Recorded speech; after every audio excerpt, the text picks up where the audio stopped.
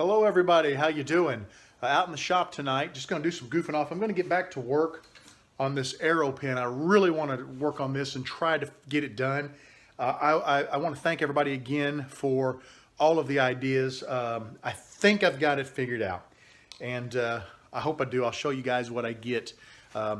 Today on the way home from work, I stopped by a place called Restore. And Restore is, it's a Habitat for Humanity store. People donate building supplies there that they don't need anymore. Or a lot of businesses donate stuff. They do a job and then they got stuff left over and they donate it. And they sell it and they use the proceeds to help with the Habitat for Humanity initiative. And I stopped in there just on a whim. And let me show you what I got. For my cooler boxes, I need a handle on each side and one on the lid. These are some big handles. And I got them because I'll be making these cooler boxes that I'm getting ready to do out of mahogany, and they're going to be heavy. And the smaller handles that I usually use, I was afraid them with the combination of the little tiny screws that they use wouldn't be able to lift the cooler box. I also picked up a couple of hinges. I'm going to go online and look up how to really kind of distress these, maybe as well as the handles. I don't know about the handles yet, but I want them to look old and really rusty looking. They've already used, so they look a little rough, but I want to really rough them up. These were 50 cents a piece, so that was what, $2, $3 there. These were 50 cents a piece. That's $5. These were a quarter a piece.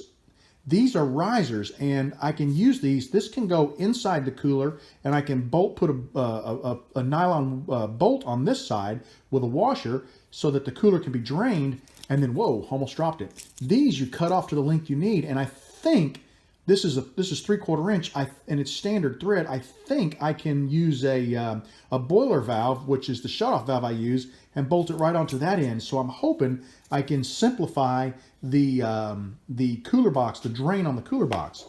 And then last but not least, I got these wine glasses for 50 cents a piece. Now look at that. I bought them because they were cheap. That way if they break, it's not a big deal. And I'm going to put them with my wine glass holder display, and that way, I mean, if someone wants to buy them, they can buy them. I'll jack the price up a little more than 50 cents, obviously. But all of this was like $6.90 something. So I was extremely happy with that.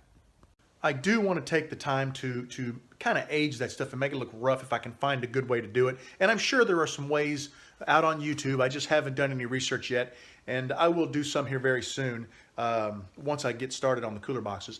I also got notified today by Walmart, and I hate to use a store's name, but I bought 2 coolers for $15, just under 16 bucks, like $15.96 a piece. I bought 2 48-quart coolers, and they ship them to the store for free. And the store is about 2 minutes from here. So tomorrow on the way home from work, I got the note after I already got home, or I would have picked them up. But tomorrow on the way home from work, I'll stop and get those so I can start on the cooler boxes next chance that I get. That's about all I've got for you right now. I'm going to go ahead and get to work on this arrow pin, and hopefully I can make some headway tonight. I'm really excited about it. Oh, by the way, the coaches loved the arrow rest removal tool. The guy's like, really? Let me see how this works. And he put it in and popped out, and he's like, man, this is great. So I think I'll be making a couple of more of those here in the near future for the coaches. So, but anyway, I'm gonna let you go for a little bit, and I'll update you on what's happening. Well, I'm back. I think I figured it out. All right, now I don't like the nib because notice that there's a lip on the nib. I got to figure out what to do there. I may have to turn something special, but I've got a transmission inserted, and I've got the ink in there.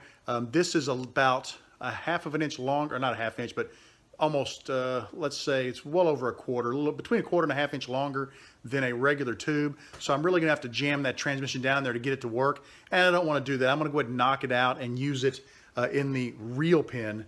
The trick is going to be the deepest hole I have to drill is in this section because it has to accept the transmission. That's got me nervous. I don't want to mess this up because it's a one-shot deal. So I've been cutting pieces off the arrow. I think I'm going to continue to cut pieces off. I'm done for the night, but I'm going to continue to cut pieces off and drill and practice until I get it to where I can do it really well.